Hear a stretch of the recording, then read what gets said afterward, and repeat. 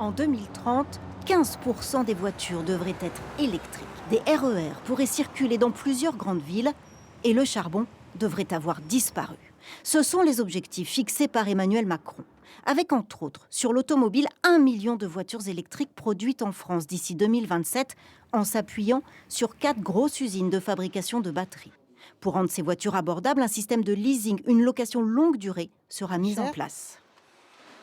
Ce dispositif de leasing à 100 € pour les premiers modèles de véhicules électriques, ce ne sera pour l'année 2024 que quelques dizaines de milliers de modèles, mais ce sera l'ouverture de ce guichet. Pourquoi ? Parce que d'abord, nous voulons qu'il soit juste, bien ciblé, et ensuite, nous voulons qu'il permette l'accès à des véhicules électriques qui sont produits en Europe.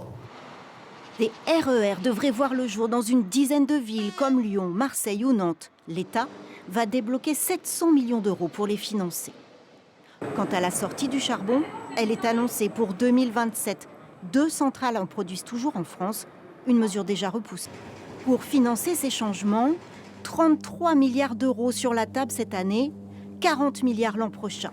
Insuffisant pour certaines associations. Nous, on préconise le principe pollueur-payeur. Par exemple, le transport aérien, actuellement, il n'est quasiment pas taxé, alors que le transport ferroviaire, beaucoup moins polluant, l'est beaucoup. On voulait une fiscalité sur le transport aérien qui aurait permis d'investir davantage dans le transport ferroviaire. La fiscalité de l'aviation, il n'en a pas parlé, c'est un vrai loupé. Le gouvernement évoque aussi une reprise du contrôle du prix de l'électricité en octobre, sans en préciser pour l'instant les leviers.